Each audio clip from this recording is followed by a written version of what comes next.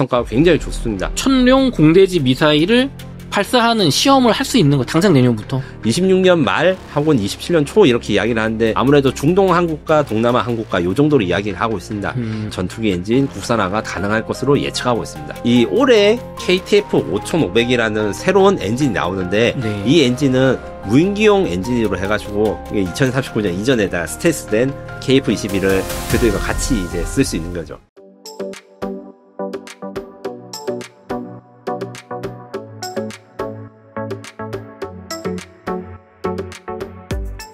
특파원님, 중국의 대만 침공 전쟁이 일어나게 됐을 때 미국, 일본, 그리고 우리나라, 한국의 참전 가능성은 어떻게 되나요?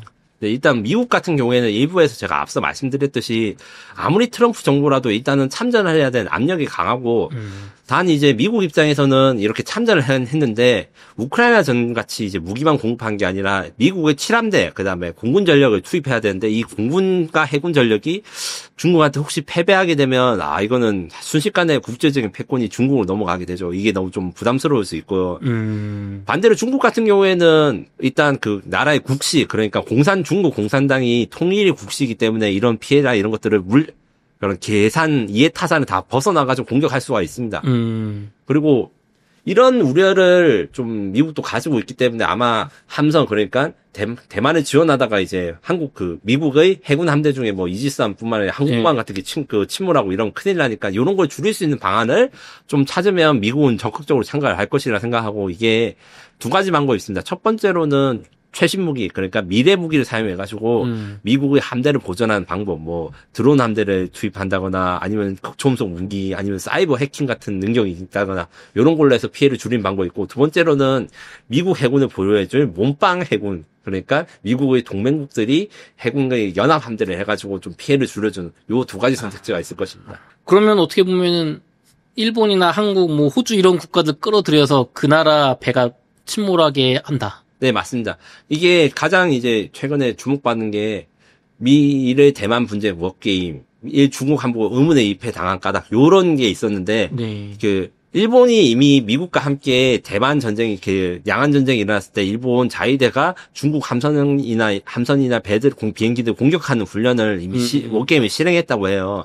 이 정도로 일본은 이 의지가 확고하고, 그리고 지금 일본에 주도하고 있는 미군과 이제 자위대와의 관계도 점점, 원래는 군사 동맹보다는 좀 약한, 그러니까 한국과 미국 사이에는 주한미군 사령부가 있고, 한미연합 사령부가 있고, 예. 한미연합이거든요. 근데 일본은 아직 그 정도까지 있지 않는데, 점점 한미연합 사령부가 비슷한 조직들을 갖추어 나가 있어서 아마 적극적으로 참전을 할 것이라 생각합니다. 다만 한국 같은 경우에는 지금 최대치가 이제 힘에 의한 현상 변경 반대까지는 말씀드렸는데 이게 뭐냐면 전쟁을 하지 말라. 요 정도까지가 이야기를 했고, 그리고 항상 우리 한국에 있는 미군 기지, 그러니까 평택과 오산 미군 기지는 한국을 방위에 쓴다는 이야기를 일단 기본적으로 정책을 하고 있거든요. 실제로는 어떻게 될지는 전쟁이 나야 알지만, 네. 요런 기조를 순식간에 바꾸거나 이렇게 하지는 않을 거고, 결국 정치 상황에 관계없이 좀 한국은 소극적으로, 일본은 좀 적극적으로 되지 않나, 이렇게 생각이 듭니다. 특파원님, 우리나라는 뭐 당연히 전쟁 가급적 피하는 게 좋은데, 일본이 이렇게 적극적으로 남의 나라 전쟁에 끼어들려는 이유는 뭔가요? 일본은 사실 남의 나라 전쟁이라 보기 어려운 게, 일본은 또 센카쿠 열도, 이 다오이다오 하는 이게 중국과 직접적인 영토 분쟁이 있는 게 문제입니다. 네. 그리고 일본은 사실 한국과 좀 다르게 중국과 의존하고 있는 경제적 관계가 이런 것도 적고, 네. 그리고 공개적으로 지난 아베 정부 때 정말 많은 게 바뀌었어요. 지금의 이시바 총리는 아베 정권과 좀 스타일이 다르지만 기본적으로 자민당 안에 있기 때문에 아베 정부가 추진하고 있던 일본과 미국과의 연합작전이라든가 이런 군사 대국화 이런 거에 대해서는 크게 반대를 하지 못하고 있는 상황이거든요. 제 생각에는 일본이 또 누군가 일본이 다시 제국의 야욕이 있어가지고 이제 이런 거를 뭐 자위대를 군대로 바꾸고 중국을 핑계를 댄다 하시는 분도 있는데 그거는 저는 좀 너무 나가는 생각이라 생각하고 다만 일본 입장에서는 중국도 위협이고 중국 위협을 피하기 위한 걸로 자신들이 미국과 얼마나 연합하고 있는지를 보여주고 싶어 한다. 중국한테 요렇다고 저는 생각합니다. 좋습니다. 그럼 이제 우리나라 입장에서는 소극적으로 나가고 실제로 또 우린 북한도 막아야 되니까 참전을 피할 수 있을까라는 생각이 드는데, 근데 한편으로 드는 생각이 중국이 우리나라 주한미군 기지를 선제 공격할 가능성은 없을까라는 생각도 들거든요. 저는 이제 100% 가능성 있는 시나리오고 우리가 그거를 준비를 해야 된다고 현실적으로 생각하는데, 다만 천만다행인 게 하나 있습니다.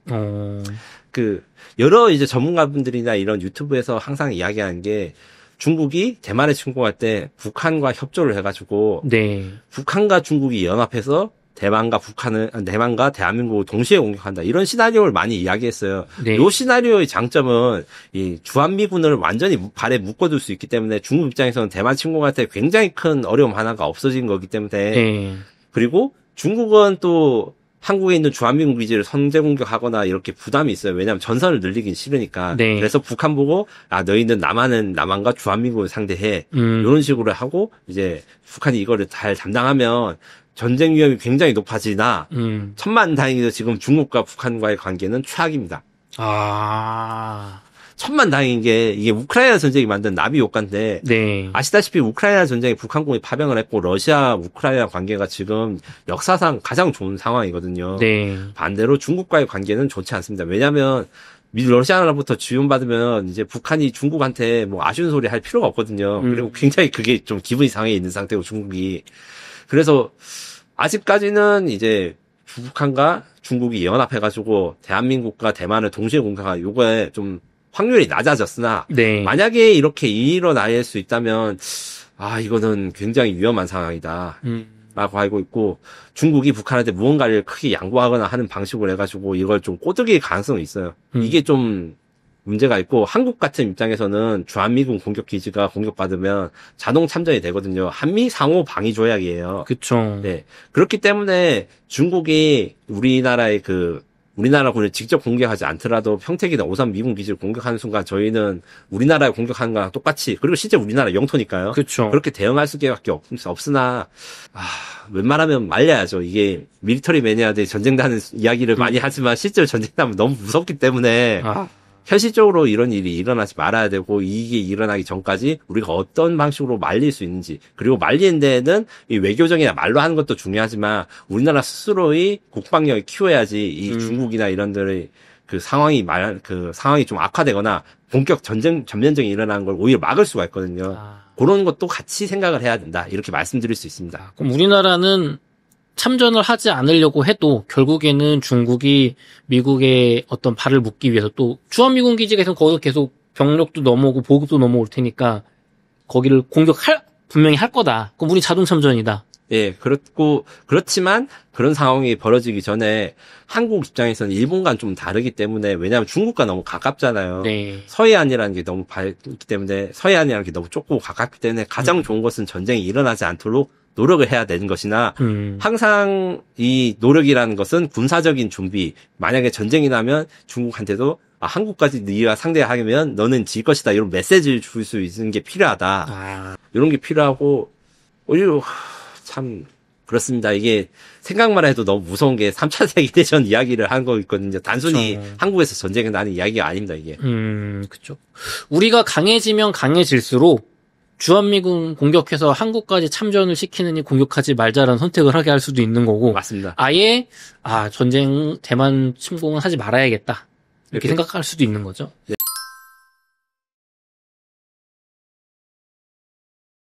네, 그러면은 초기, 중기, 말기로 해가지고 이렇게 어떤 중국군의 침략, 그다음에 미군이나 일본군의 어떤 지원, 이게 어떤 식으로 흘러갈지 시나리오적으로 좀 설명 좀 부탁드리겠습니다.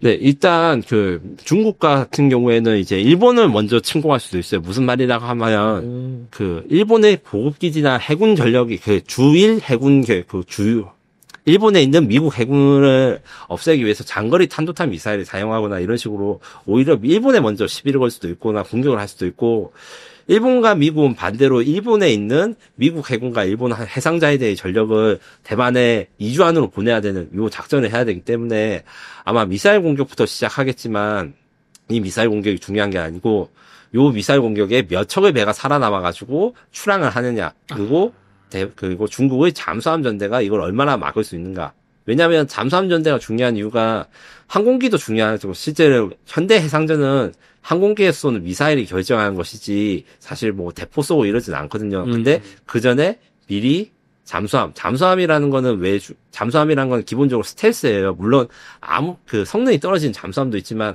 아무리 시끄럽고 아무리 구형 잠수함이라도 일반 배가 식별하는 게 굉장히 어렵습니다. 그래서 우리가 이제 안타깝게도 천안함 사건 같은 경우에도 이제 우리 천안함이 음파 탐지기가 가지고 있어도 이게 수중 환경이나 이런 게 조금이라도 안 좋아지면 북한의 공격이나 이런 걸 막을 수가 없거든요. 이 바닷속이라는 게 이게 물리적으로 굉장히 뭐 어디 앞에 뭐가 있는지 알기 힘든 상황입니다. 그냥 눈 감고 딱 잠수해가지고 수영하셔서 잠수해가지고 바닷속에 보시기만 해도 알 거예요. 이게 앞에 있는 눈앞에 있는 것도 안 보이잖아요. 이런 것 때문에 잠수함 전쟁이 어떻게 되냐, 중국이 잠수함을 얼마나 많이 잡아내냐, 이게 첫 번째 중요한 것일 거고, 중국은 계속 탄도미사일이든 대한 미사일이든 해가지고 미국의 항공모함 전단을 공격할 건데 일단은 그 중국의 미사일 전력이 굉장히 강한 건 사실인데 현존하는 이제 중국 미사일들을 그 미국 해군이 다 격추를 할 수 있어요. 스탠다드 SM-3, 뭐 SM-6, 뭐 이제 패트리어트도 해군에서 쏜다고 하는데 문제는 미사일의 수량입니다. 함대가 가지고 있는 미사일의 수량은 한정돼 있어요. 보급을 받기 전까지는 다 떨어지고, 근데 중국은 땅에서 쏜단 말이죠. 공격하는 미사일을. 그쵸. 그래서 수량이 너무 많기 때문에 이제 어느 정도 물량을 중국에 동원할 수 있는가. 반대로 미국은 항공모함으로 중국 본토를 때려야지 그 중국에 있는 지상에 있는 미사일 발사대를 없앨 수 있거든요. 요 싸움이고, 중국의 신무기를 사용해가지고 항공모함 전단들을 무력화할 수 있다. 이런 이야기도 사실 있습니다. 이게 어떤 게 있냐면 드론 이야기를 많이 하는데 이제 드론 기술이 많이 발달해서 뭐 드론 뭐 5만 개, 10만 개가 마치 벌떼처럼 나타나가지고 아무리 쏴도 안 떨어지게, 아무리 쏴도 들어올 수 있게 밀어버린다. 뭐 이런 것도 있는데 요건 아직까지는 좀 한 5년에서 10년 정도 걸린 미래의 이야기고, 그 외에도 뭐 중국이 뭐 스텔스 기술이라든가 아니면 레이저 빔 같은 걸 사용해가지고 신무기로 좀 공략을 한다. 이런 가능성도 있는데, 요거 같은 경우에는 지금은 이제 걱정할 필요가 없지만 중국 같은 경우에는 얼마 전에 레이건이라는 함포, 이게 함포라는 게 원래는 사거리가 짧아서 현대 해상전에서 못 쓰는데 자기 부상 열차 원리 이용해가지고 대포화를 쏘면 속도도 빠르고 해서 요격도 불가능하고 훨씬 멀리 나가는데 미사일보다 10분의 1, 20분의 1 가격이에요. 요런 걸로 해전을 하면 어려우니까 요게 대한 방어수단 같은 거를 만들어야 된다. 요 정도로 이야기가 있고, 마지막으로 대만군이 어떻게 하는지 중요한데, 대만군이 또 미국과 일본 자위대의 함대를 대만 해협 쪽으로 끌어들여올 수 있는 그런 지원을 얼마나 잘해주는가. 요게 또 문제가 있습니다. 아예 지원을 못 해주고 대만 해군이 전면에 보이면 이게 굉장히 힘들 수 있거든요. 그러면은 특파원이 어떻게 보면은 해군 위주의 싸움, 미사일 위주의 싸움이 될 거고, 지금 중국이 압도적으로 유리한 거잖아요, 전장 환경이. 맞습니다. 다만 이제 중국이 상륙하는 순간 그 상륙작전과 상륙작전이 병력을 지키는 거는 대만의 지형적 특성상 어렵다는 걸 제가 일부에서 말씀드렸고, 요것들이 동시에 될 거기 때문에 중국은 대만의 병력을 많이 보내면서도 함대를 지키는 싸움, 대만은 이제 어떻게든 해군의 미사일이라든가 해군의 그 함선이라든가 아니면 공군의 전투기들을 살아남게 하면서 계속 조금이라도 중국에 반격을 하고 그 상륙한 중국군에 대해서 게릴라전을 얼마나 오래 버틸 수 있는가, 요게 핵심일 거고, 미국과 일본의 그 함대 같은 경우에는 얼마나 빨리 이 중국의 방어막을 뚫을 수 있는가, 요 세 가지 포인트를 이야기할 수 있습니다. 그러면은 대만에 미국이나 일본 자위대를 육군을 투입해서 도와주는 그런 시나리오는 없는 건가요, 양국가에? 예, 없습니다. 없고, 일단은 이제 일본 같은 경우에는 일본도 이제 상륙 전단, 그리고 우리나라 해병대에 사용된 병력을 이제 마창설 했는데 굉장히 숫자가 적어요. 우리 해병대 한 10분의 1 규모 정도 된다고 생각하시면 되고요. 그리고 미국도 해병대가 있지만 미국의 해병대나 아니면 이 전략은 좀 바꿨어요. 무슨 전략이냐면 미국도 이제 중국을 상대하기 위해서 중국 본토에 상륙하고 뭐 대만에 이제 상륙해가 지원하고 이런 게 아니라 중국 근처에 그 섬들을 점령해가지고 그 섬들을 미사일 기지로 삼고 아니면 거기서 드론을 발사하고 이런 식으로 약간 뭐라고 해야 되나요? 첨단 게릴라라고 해야 될까요? 네. 게릴라는 게릴라인데 뭐 장거리 미사일을 게릴라 뭐 이런 식으로 한 게 미국의 미래 전략을 가지고 있는데, 요게 실제로 된다고 하면 이제 중국이 이제 해상 수송, 그러니까 중국이 보급을 계속 대만에 있는 중국군한테 주려면 중국 자체도 자원을 수급해야 되니까 요거를 끊는다. 요런 작전들은 고려하고 있다 정도 생각합니다. 제가 대만 텔레비전 보니까 대공군 미국, 대해군 일본 하고 대육군 한국 이렇게 해서 우리나라 육군이 올 것처럼 막 써놓은 걸 봤는데 그런 일은 없는 거죠? 지금 대만과 한국과의 그 정식 외교 관계가 있지 않고 다만 이건 있어요. 조심스러운 이야기이긴 한데 중국이 대만을 침공한다는 것 자체가 세계 대공황이 기본적으로 예정된 거고 대한민국 국민이 살 수 있는 방법은 중국이 비록 한국을 침공하지 않더라도 대만을 침공하는 것 자체가 IMF 2배, 3배 되는 게 옳은 거예요. 삼성전자가 혼자 잘 살 수 있고 절대 그렇지 않습니다. 그쵸. 네. 그리고 아마 높은 확률로 한국에 있는 미군 기지 타격받을 거고 한국은 거기에 대해서 이제 대응과 보호를 같이 해줘야 되기 때문에 만약에 그렇다면 이제 이렇게 해서 결론적으로는 그때 가서 우리나라 국민과 우리 정치 지도자들 잘 판단하겠지만 전쟁을 가장 빨리 끝내는데 한국이 공헌하는 것도 한번 생각해 볼 만하다.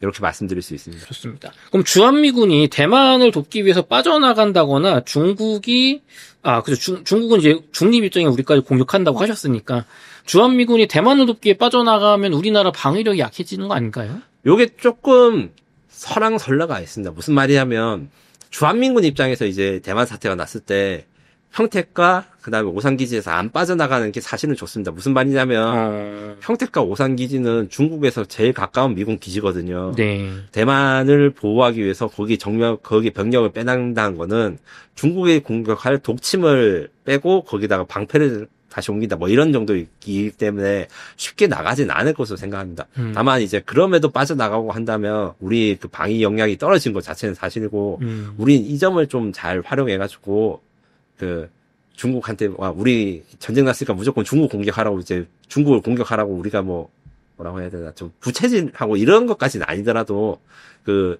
한국에 있는 평택과 오산 미군 기지들의 중요성, 중국과 얼마나 가깝고, 이제 유사시에 반격을 할 때 얼마나 중요한지, 요런 걸 설득을 할 수 있겠죠. 그러면 아까 일부에서, 말씀하실 때, 북한과의 관계가 중국이 좋지 않기 때문에 우리 입장에선 다행히 중국이 대만을 공격할 때 북한이 남한을 공격해서 주한미군과 남한 전력을 묶는 걸 할 수 없는 상황이라고 하셨는데, 이게 반대로 얘기하면 북한 중국 관계만 회복되면 다시 발생할 수 있는 상황 아닌가요? 충분히 가능성이 있고 그래서 저희는 북한과 러시아의 관계 그리고 북한과 중국과의 관계 그다음에 러시아와 중국과의 관계를 굉장히 예의주시해야 됩니다. 솔직하게 말씀드려가지고 북중러 이렇게 많이 하고 세 나라가 한 개의 국가처럼 이야기할 때도 있는데 지금 현재 상황 보면 절대 아니고요.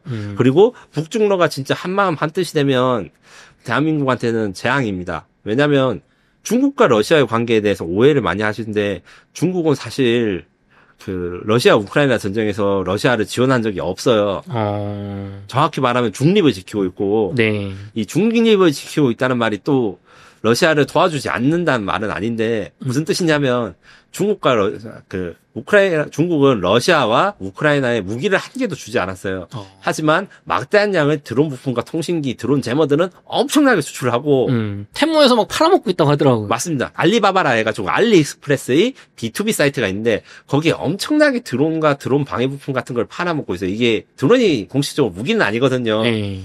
수출 규제 같은 게 있긴 있는데 러시아 수입 국가가 뭐 마음대로 수입하면 되니까 우크라이나나 러시아 둘 다 중국산 부품으로 만든 드론으로 전쟁을 치르고 있단 말이죠. 그래서 러시아 입장에서는 이게 좀 야속한 게 있어요. 우크라이나의 드론 부품 공급을 끊어버리면 우크라이나군을 막을 수 있을 건데 우리한테만 주지.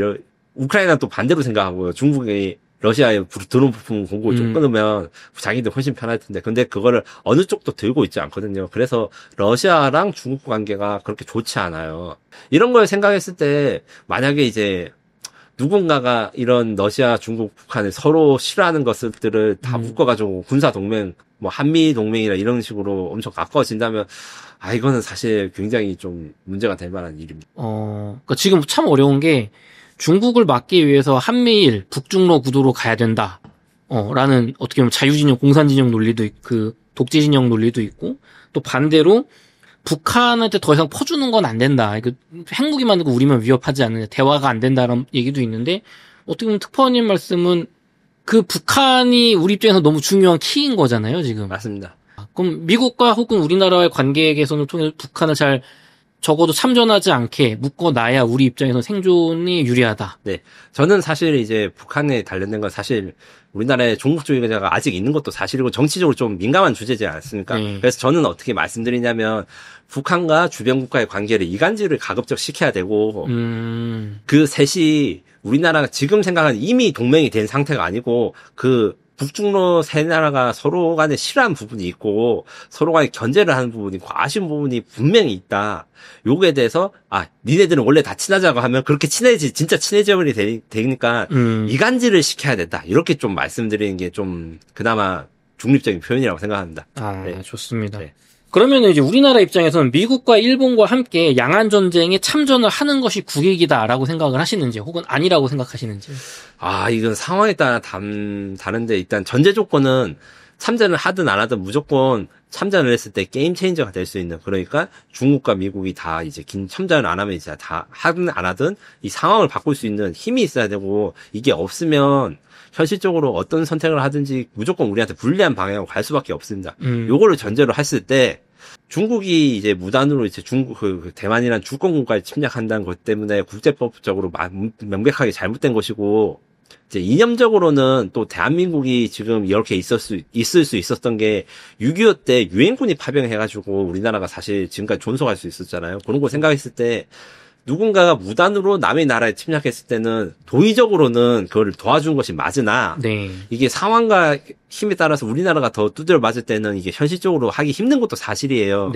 그래서 저는 이제 전력을 가지고 참전을 한다 이러면 최소한 이제 무조건 갑자기 참전을 하거나 다짜고짜 하는 게 아니고 중국한테 경고를 주고, 우리가 참전했을 때 중국이 얼마나 피해를 입을지에 대해 가지고 중국한테 이거를 설득을 시켜줘야 되고, 중국이 가급적 군사적 행동을 하지 못하도록 단념을 해야 됩니다. 그럼에도 불구하고 이제 중국이 더 심하게 하거나 아니면 우리나라도 같이 적으로 삼을 때 그때 우리가 공격받으면 대응을 해야 되는 수준으로 해야 되는 거지, 혹시나 해가지고 이제 선제 공격이나 이렇게 되면 이게 굉장히 국제 질서 중에서 안 좋아져요. 무슨 말이냐고 하면 국제 정치에 선악은 없으나 선빵은 있거든요. 선제 공격을 했을 때 이거를 좀 잘 고민해가지고, 중국이 지금에 있는 국제 질서를 따르지 않는다. 근데 중국은 사실 지금도 국제 질서를 잘 따르겠다고 이야기를 하는 거니까 니네들은 왜 잘 지키겠다면서 전쟁을 하냐 이런 식으로 공격을 해야지, 우리가 다짜고짜 이제 선제 공격하는 것은 안 되고, 다만 이제 그들이 이제 도덕적으로나 아니면 국제 정치적으로 옳지 못한 일을 했을 때 반격할 수 있는 능력이나 준비는 항상 갖춰야 된다. 이렇게 말씀드리고 싶습니다. 좋습니다. 그럼 이게 참 우리나라 국민분들의 설득도 필요하고 어려운 문제인 것 같아요. 맞습니다. 또 핵이 있으면 참 든든할 텐데. 이 부분도 조금 이야기를 하면, 핵이 있어도 이 문제를 해결할 수 없습니다. 왜냐? 중국이 너무 넓기 때문에. 중국이 진짜 사실은 대만을 침공하는 것도 정상적인 판단은 아니잖아요. 다른 나라에 침공하는 것 자체가.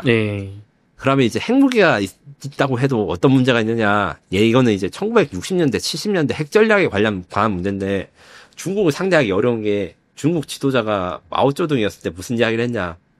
중국 사람들이 한 20억 죽어도 상관하지 않는다. 왜냐면 인구가 너무 많고 넓으니까. 한국이 핵무기를 10발, 20발 가지고 있다면 북한과의 핵균형을 이룰 수도 있을 겁니다.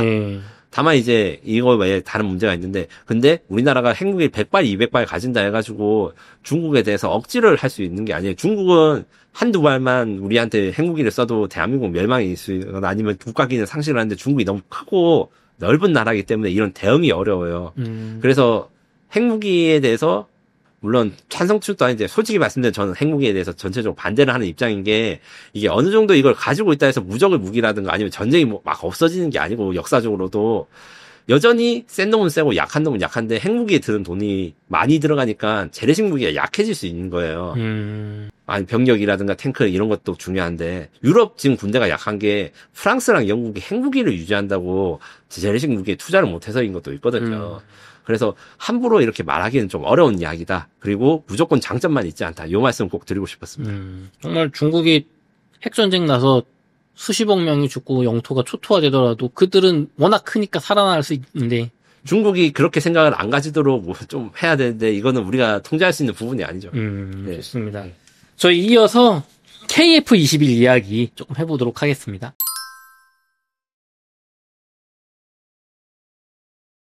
급파원 KF-21이 지금까지 굉장히 순조롭게 양상을 가고 있다고 하는데 지금까지 성과가 어떻게 되고 있나요? 네.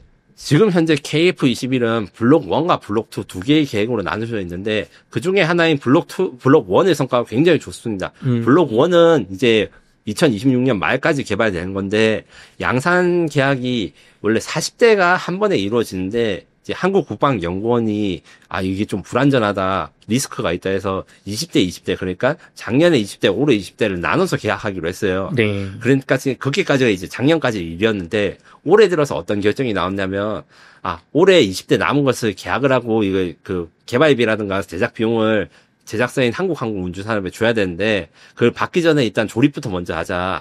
왜냐하면 지금까지 별 문제가 없어가지고 본계약이 20대에 대한 계약이 이루어지기 전에도 이제 충분히 다 할 수 있을 거고 리스크가 해소되었다.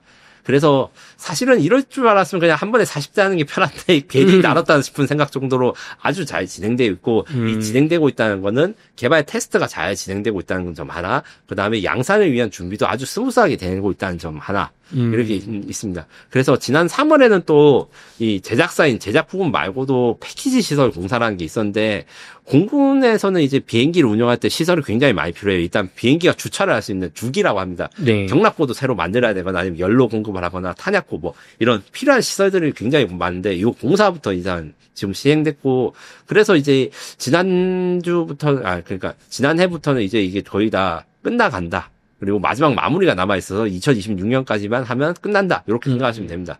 그리고 이제 무장도 이제 시험이 시작돼서 요거는 블록 1까지는 이제 외국산 무장을 하고 외국산 무장의 시험은 이미 다 한 번씩 다 수행을 했어요. 네. 이제 한국산 무장을 사용하는 블록 2에 대한 시험이 남아있는데 네. 지난해부터 이제 KF-21을 다는 철룡 미사일을 무장 시험이 시작됐고 요거는 KF-21을 아직 쓰고 있지는 않은데 FA-50이라고 KF-21을 만드는 한국항공우주산업에서 개발하고 있는 경전 투기에다가 이걸 다 나가서 시험을 하고 있고 요게 블록 1이 제가 2026년까지 한다고 말씀드렸는데 네. 이게 끝나자마자 바로 블록 2로 가면서 KF-21에 지금은 FA-50에서 KF-21 무장을 쓰고 있지만 이게 내후년부터는 KF-21에다가 국산 무장을 단 상태에서 이제 시험을 하고 그것도 2028년까지 끝나면 KF-21을 지금까지 개발 계획이 다 끝나게 되는 상황입니다. 야, 그러면은 당장 내년이면 KF-21에서 천룡 공대지 미사일을 발사하는 시험을 할 수 있는 거 당장 내년부터 26년 말 하고는 27년 초 이렇게 이야기를 하는데 제 생각에는 계획했던 것보다 조금 더 빠르게 될 수 있을 것 같아요. 왜냐하면 블록 1 시험이 원래는 굉장히 리스크가 있어요. 모든 게 다 처음 해보는 거였거든요. 네. 뭐 미사일을 쏘는 거나 이런 것 그 여러 가지 시험들이 근데 생각보다 빨리 끝나서 블록 2 시험이 좀 더 일찍 갈 수도 있다 이런 이야기가 나오고 있는 상황입니다. 좋습니다. 지금 우리나라 그 국산 공대지 미사일이 이제 불과 1년 남았는데 이미 미티어 공대공 미사일 이제 그 영국산 미사일을 장착해서 실사격에 성공했다고 하는데 요거 어떤 의미를 좀 가지고 있는 건가요? 아까 전에 말씀드린 그 KF-21이 처음 하는 테스트 중에 하나가 미사일의 체계 통합 연동 시험입니다. 무슨 말이냐고 하면 미사일 하나가 20억짜리에 가까운 것도 있고 뭐 싼 것도 4, 5억이에요. 굉장히 부품이 많고 복잡하겠죠. 그리고 그 복잡한 것을 가동하기 위해서 레이더에서 무언가를 보고 이걸 계산하고 그 미사일에다가 위치를 정해주고 언제 쏘여질지 정해주고 상황을 정해주고 요게 인터페이스라고 하는 쉽게 말해서 간단히 말해서 전선 같은 걸로 몇 개 연결되는데 이 전선 같은 게 연결된 게 그냥 연결된 게 아니라 엄청나게 복잡하다. SI라고 하는 시스템 인티그레이션이라고 어디 뭐 학교라든가 아니면 뭐 시설에다가 컴퓨터 수십 대 넣고 뭐 CCTV 체계를 넣는다거나 아니면 전산 체계를 구축하는 것처럼 이런 복잡한 체계들을 서로 연동하는 게 굉장히 어렵고 전투기나 전투항공기 개발에서 가장 어려운 부분인데 요게 성공을 했기 때문에 레이더에서 적을 포착해서 미사일을 쏘는 게 됐다. 요런 게 의미가 있고 다만 이제 미티어 미사일은 MBDA라는 유럽의 유럽의 이제 여러 나라에서 만든 방위사업체인데 너무 비싸요. 그리고 요거보다 싼 게 미국산 암람 미사일이 있는데 암람 미사일은 아직 수출 승인이 되지 않아가지고 이거를 좀 가격 경쟁력이 너무 없다. 그래서 대체제를 언제 찾아야 된다. 이렇게 생각하고 있습니다. 좋습니다. 이거 국산 공대공 미사일도 빨리 만들어야겠네요. 네, 현재 2032년까지 목표로 여러 가지가 연구되고 있는데 공대공 미사일은 근접전 그러니까 눈에 보이는 적 탑건에서 막 돈중전할 때 쓸만한 그런 미사일도 있고 눈에 안 보이는 장거리 공격을 하는 미사일, 미티어가 그런 미사일이 있는데, 한국은 지금 단거리랑 중거리 둘 다 개발하고 있고, 둘 다 현재 KF-22 블록1에 쓰는 수입산 미사일과 동등 이상의 성능을 가지도록 개발되고 있습니다. 좋습니다. 그 전투기 엔진 개발이 매우 어렵다고 알고 있는데요. 이게 어떻게 보면 KF-21 전투기 만드는 것보다 엔진 국산화가 더 어렵다는 얘기까지 있는데, 언제쯤 엔진 국산화가 가능할 걸로 보시는지요? 앞으로 지금 엔진 국산화한 건 그게 제트 엔진 국산하고 현재 이제 국산화가 된 것도 있어요. 일회용, 그러니까 미사일 중에 크루즈 미사일, 토마호크 이렇게 한 미사일 같은 경우에는 느리게 달고 제트 엔진을 합니다. 네. 일회용 무기 다는 미사일 같은 경우는 개발이 완료됐고, 이 올해 KTF 5500이라는 새로운 미사일이 새로운 엔진이 나오는데, 네. 이 엔진은 무인기용 엔진으로 해가지고, 아직 사람이 타는 비행기 타는 것보다 사이즈가 작은데, 요거를 키워서 KTF 5500, KTF 1000, KTF 160, 16000 이렇게 성능 개량을 할 건데, 네. KTF 16000이 나오면 이게 KF-21에 쓸 수 있는 거죠. 이 숫자라는 게 파운드인데, 네. 이 추력이 16000파운드급 정도는 돼야지 KF-21에 달 수 있거든요. 그래서 다른 선진국 같은 경우에 인도 같은 경우에 30년 넘게 도전했으나 실패해가지고 결국 프랑스나 미국한테 기술 이전 받아서 현지 생산하고, 네. 일본 같은 경우에는 성공을 했어요. 그래서 P1이라고 하는 해상 초계기에다가 국산의 제트 엔진을 다는데, 네. 이게 전투기에다가는 한 대밖에 못 달았어요. 그러니까 일본의 국산 전투기 계획이 지금 없어져가지고 현재는 롤스로이스의 하청업체로서 이렇게 가고 있고, 중국 같은 경우에는 중국도 한 40년 가까이 도전해서 지금은 세계 3위 정도의 제트 엔진 개발 기술력을 가지고 있는데, 네. 군용은 만들고 지금 어느 정도 나왔으나 아직 미국보다 기술 수준이 느리고 민수용 엔진은 더 만들기 어려워요. 만들고 나서 이제 안전하게 운항하는 거 증명하는 게 굉장히 힘들거든요. 네. 하지만 이제 우리나라 같은 경우에는 이제 이런 선진국들 선발주자들의 노하우나 이런 개발 실패 사례들을 분석하고, 그 다음에 KF-21이라는 훌륭한 플랫폼 테스트가 있으니까 요거를 활용해서 앞으로 10년, 15년 안에는 전투기 엔진 국산화가 가능할 것으로 예측하고 있습니다.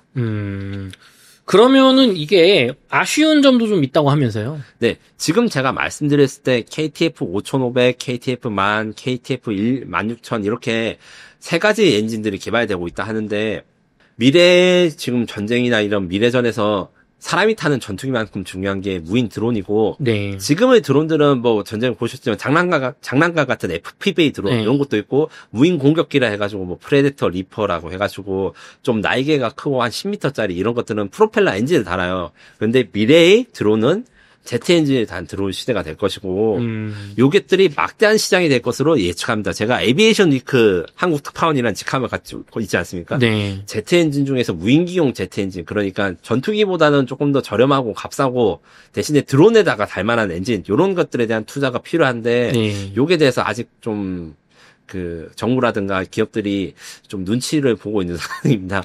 그래서 KF-21 엔진도 굉장히 중요합니다. 왜냐하면 우리나라의 전투기의 모든 부분을 국산화하면 이 전투기 기술의 자리 완전히 이루어졌다는 건데, 요거는 사실은 돈보다는 국가적 기술 역량 이렇게 있고, 돈을 많이 벌고 우리 항공산업이 발전하고 매출을 올릴 때는 요것뿐만 아니라 드론용 엔진도 같이 만들어야 됩니다. 좋습니다. 돈 벌려면 드론용 제트 엔진을 만들어야 되는. 네, 맞습니다. KF-21은 F414 엔진의 국산화를 진행 중입니다. F414 엔진은 미국 엔진인데요. 근데 이제 우리나라 경공격기 FA-50은 F404 엔진이라는 조금 더 작고 성능이 낮은 걸 쓰고 있다고 하는데 체급이 작으니까요.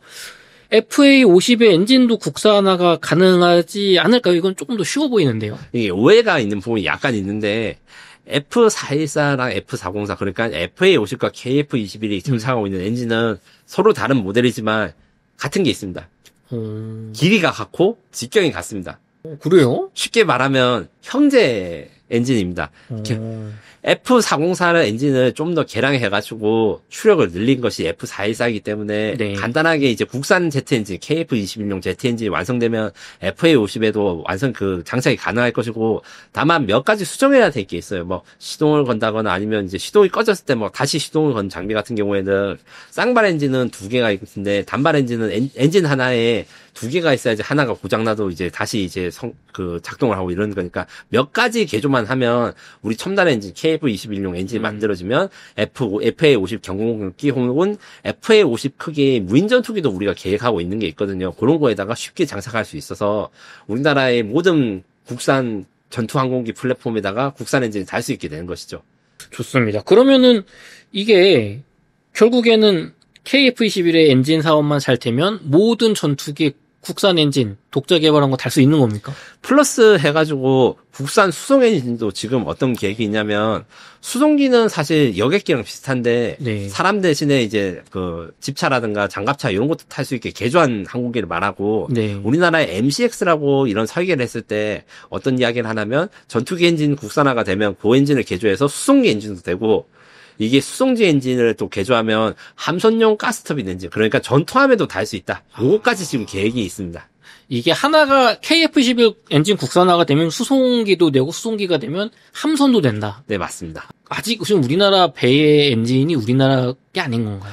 정확하게 이야기하면 KF-21은 현재 엔진과 비슷한 상황인데 라이센스드 프로덕션 면허 생산이라 해가지고 설계도랑 기술 노하우 같은 거를 미국 업체한테 받아서 만듭니다. 둘 다 하나 에어로가 만들고 있고요. 그래서 그것도 국산화를 지금 노리고 있습니다. 좋습니다.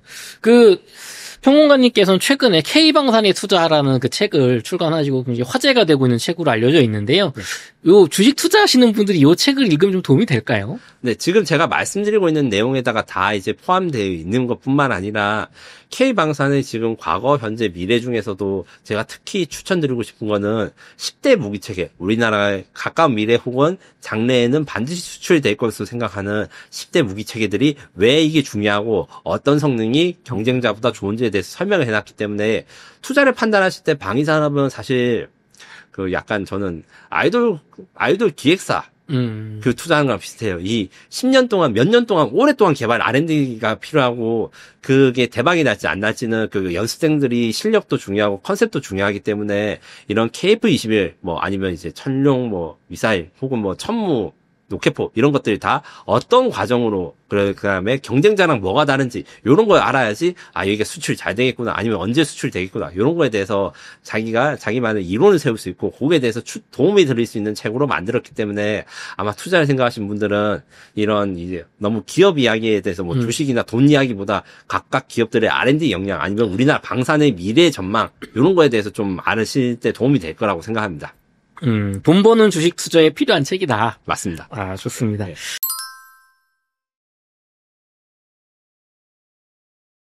마지막 질문이나 평론가님, KF-21은 4.5세대 전투기로 4세대가 아니잖아요? 내부 무장창이라는 거를 활용을 해서 향후에 스텔스 성능까지 염두에서 설계했다고 하는데 이게 어떤 개념인가요? 스텔스라는 거는 모서리가 잘 정렬된다는 거는 어떤 각도에서 레이더파나 이런 거 봤을 때 같은 각도로 반사돼야지 레이더가 안 잡히거든요. 그래서 이 모서리 정렬이 되고 그다음에 매끈해야 됩니다. 주렁주렁 뭔가를 달아놓으면 난반사가 일어나서 레이더가 잘 잡힙니다. 그래서 내부 무장창이 필요한 거는 미사일의 무장을 외부에 장착했을 경우에는 난반사가 되고 요거를 숨기기 위해서 내부에다가 넣고 깔끔하게 만드는 게 있는데 다른 나라 4.5세대 전투기 그러니까 프랑스의 라팔 스웨덴의 그리핀 2도 안에 레이더라든가 전자장비 수준은 사실 KF-21과 크게 차이가 나지 않아요. 그런데 이런 매끈하게 처리하고 내부 무장창 처리를 할 수가 없어요. 그렇기 때문에 KF-21은 5세대 이상으로 발전될 수 있는 4.5세대 전투기다. 그렇게 말씀을 드리는 거고 다만 요거 같은 경우에 아직 예산 승인이 나오지 않고 약간 이제 신도시 부지만 정해주고 여기다가 아파트 몇 층을 세울 건지 배치를 어떻게 할 건지에 대해서 아직 설왕설래가 있다. 이렇게 설명을 드릴 수 있는데 KF-21의 그 개발 주체 중 하나인 국방과학연구소 요는 이제 KF-21을 3파 그러니까 어렸을 때 어떻게 계획을 할까 이런 것들 계획을 세운 곳이라 생각하면 되는데 네. 이거는 블록3라 해가지고 내부 무장창을 만들고 KF-21의 실제 생산자 그 다음에 개발의 핵심 한국항공우주산업은 KF-21EX라는 개념을 만들어서 2039년까지 이런 스텔스 기능을 만드는 것을 만들어보자 이렇게 계획을 세워놨으나 아직까지는 정부가 KF-21 블록3에 대해서 개발을 하자. 네. 땅땅 이렇게 하고 예산 투입 이렇게 한 게 아니고 어떻게 하면 좋을까 이야기한 상태 그다음에 업체에서 자체적으로 연구한 상태입니다. 그러니까 일부 언론에서 아니면 일부 신문에서 KF-21EX가 2039년까지 개발된다 해서 39년이면 그때면 6세 전투기도 날아다니고 너무 구형이 아닌가 이렇게 이야기를 했는데 여기에서 나온 한국항공우주산업의 그 2039년 계획은 정부가 돈을 한 푼도 안 줬을 때 업체 자체만으로 어떻게 하다 보면 그렇게 할 수 있다. 다만 정부가 돈을 주고 개발비 좀 주고 이렇게 우리한테 좀 믿음을 주면 더 빨리 나갈 수 있다. 이렇게 이해하시면 됩니다. 자, 그럼 이거 정부가 투자 적극적으로 하면 정말 2030년대 중반에도 스텔스기 나오는 겁니까? 혹은 정부 외 국제 공동 개발로 해가지고 우리 KF21의 미래 포텐셜을 본 수출 국가들이 있으면 그들과 같이 하고 이제 개발비 받으면서 2039년 이전에다 스텔스된 KF21을 그들과 같이 이제 쓸 수 있는 거죠. 아, 네, 평론가님, 그 KF21이 한국에서는 평가가 정말 좋잖아요. 지금 정말 순조롭게 잘 진행되고 있는데 해외에서는 KF21을 어떻게 보시나요? 특히 수출에 대해서 전망도 궁금합니다. 네, 수출 전망으로 해서 카이는 공식적으로 올해 안에 2개의 나라에서 우선 협상 대상자가 되는 것을 목표라고 해서 공식적으로 어나운스했는데 아무래도 중동 한국과 동남아 한국과 요 정도로 이야기를 하고 있습니다. 다만 이제 무기 수출이라는 거는 굉장히 민감한 것이고 그 다음에 기간이 오래 걸려요. 지금 KF21의 가장 큰 경쟁자인 라팔 같은 경우에는 저 같은 밀리터리 매니아들이 와 이거 되게 안 팔린다 하면서 맨날 놀랬거든요. 오늘도 네. 또 입찰해서 전내했는데 지금은 어느 순간 이제 수출이 하나 두 개씩 되더니 프랑스용보다 수출 물량이 더 많아졌어요. 300대 이상을 수출했는데 우리가 이렇게 되는 꿈을 가지고 하려면 장기적으로 기대를 해야 되는 것도 있고 두 번째 지원을 더 해줘야 됩니다. 그냥 해서 되는 것이 아니고 프랑스 같은 경우에 워낙 그 식민지를 많이 만들어 놓고 딴 나라에 사업 따내거나 로비하는데 굉장히 강해요. 수출 금융도 빵빵하게 해줍니다. 거의 이자 같은 것도 면제해주고 이런 걸로 했는데 한국은 무기 수출하는 역사가 오래되었지만 이렇게 잘 나간 지는 불과 몇 년 안 됐습니다. 제가 한 5년, 10년 전만 해도 방사 수출을 20억 달러 어떻게 넘냐 이렇게 걱정하고 다녔는데 지금은 200억 달러, 95억 달러 이렇거든요. 그래서 아직까지는 제도라든가 이런 금융 전체적인 수출에서 밀리는 것이 없진 않으나 우리는 앞으로 성장하게 나갈 것만 있고 개선해가지고 외국에 있는 시스템들을 좀 따라해가지고 더 개선하면 되니까 외국은 이미 다 쓴 그런 카드를 쓴 상태에서 우리랑 허겁지겁 힘겹게 경쟁하고 있다. 이렇게 이해하시면 됩니다. 아, 좋습니다. 중동이나 동남에서도 또 이제 수출 계약이 터지겠군요. 근데 이게 너무 이제 구식전 투기 아니냐. 이거 막 블록2 나와가지고 2030년대에 뭐 이거 수출해도 이게 그때 되면 뭐 무인기 시대에 오는 거 아니야. 이렇게 해서 좀 평가절 하시는 분도 계신 것 같아요. 그것도 사실 대한민국 그 방위사업청이나 아니면 업체도 충분히 생각하고 있어서 KF21은 단순히 자기가 스텔스만 되는 것이 아니고 들어오는 캐리어 이쪽에 이런 것이 될 이야기입니다. 무슨 말이냐고 하면 한국항공우주산업과 대한항공이 KF21과 같이 비행할 CCA 네. 무인 편대기 그러니까 요거 같은 경우에는 T50보다 약간 작은 크기거나 비슷한데 사람이 탄 전투기 대신에 적재에 들어가가지고 공격을 하거나 네. 아니면 미끼가 돼가지고 적 미사일의 위치를 알아내서 유도를 하거나 아니면 재밍을 하거나 이런 네. 힘든 일들을 대신해주는 무인기랑 같이 하는 시스템도 지금 현재 개발 중이고 지금 대한항공이 로어스라고 하는 비행기를 만들었어요. 네. 이거 같은 경우에는 이거는 이제 편대 비행이 가능하다 해가지고 KF21과 같이 가는 건데 이게 올해 말에 비행해가지고 2027년까지 사람이 탄 비행기랑 이 무인기랑 같이 이제 비행하는 시범을 할 거고 그 카이도 이런 비슷한 것들을 만들고 있습니다. 그래서 드론이 혼자 다닐 수는 없어요. 왜냐하면 혼자 다니는 드론, 혼자 다니는 무인전투기를 만들면 사람이 탄 것보다 훨씬 더 비쌉니다. 자율주행 안 되는 거 아시죠 요새? 그쵸. 안 되는 게 사람이 완전히 필요 없는 것을 하려다 보니까 이게 단계가 엄청 올라간 건데 사람이 지휘관으로 있고 이게 스타크래프트나 아니면 RTS 요새 스타크래프트 모르시는 젊은이들이 많지만 유닛이 롤처럼 하나만 있는 게 아니고 여러 가지 유닛을 한 번에 통제하고 이런 게임들이 있었거든요. 지금도 있습니다. 네. 그런 것처럼 그 조종사가 혼자만 움직이는 게 아니라 지휘관이 돼가지고 공중전에 가서 드론들을 조종하고 이런 개념들이 이미 연구되고 있습니다. 아, 그럼 거기에 KF21이 스텔스기로 어떻게 보면은 뭐 지휘관기로 유인기가 될 거기 때문에 지금 이게 뭐 무의미한 개발이 아니다. 네, 그렇습니다. 아, 그럼 수출도 그때 잘 되겠네요. 그렇게 잘만 되면. 요렇게 패키지를 하면 10억 달러 판매할 거를 2, 30억 달러 판매하고 토탈 패키지 판매가 되겠죠. 돈도 잘 벌 수 있군요. 그럼요. 좋습니다. 예. 특파원님 오늘도 긴 시간 동안 깊은 인사이트 나눠주셨는데요. 끝으로 웅달책방 시청자분들을 위한 한 말씀 부탁드리겠습니다. 최근 방위사업주에 대한 관심도 높고 방위사업 소식들을 좋은 소식을 많이 들었을 건데 제 생각에는 지금의 정치적 상황 아무래도 방위사업은 정치랑 연관이 될 수밖에 없습니다. 그게 좀 안정되고 난 다음엔 더욱더 좋은 소식을 기대해도 될 것이고 한국 방산에 투자를 하라고 고민하시는 요소들도 있겠지만 기본적으로 방위사업에 지금 종사하시는 분들이나 기업들은 돈도 돈이지만 대한민국 방위사업에 대해서 철저하게 좀 애국심을 가지고 있는 부분도 있어요. 물론 마음에 안 드시는 분도 있겠지만 이런 투자나 이런 부분에 대해서 어떤 기업들이 어떻게 수출 세이즈를 하고 자신들이 번 돈이나 아니면 그 여러 가지 자금을 어떻게 활용할 것인지 여기에 현실성이 있는지 파악을 하신다면 투자에 대한 결심을 하실 때 큰 도움이 될 것이고, 반대로 우리가 지금 한국 방산주가 주목되는 만큼 우리 주주 입장에서 이 업체들이 어떤 계획을 가지고 이제 앞으로 성장해 나갈 것인가, 이것을 또 관심도 많이 가지시고 감시를 많이 할수록 오히려 그 우리나라의 주식만 성장, 방산주 주식만 성장하는 게 아니라 대한민국의 안보도 지켜질 수 있다, 이렇게 말씀을 드리고 싶습니다. 네.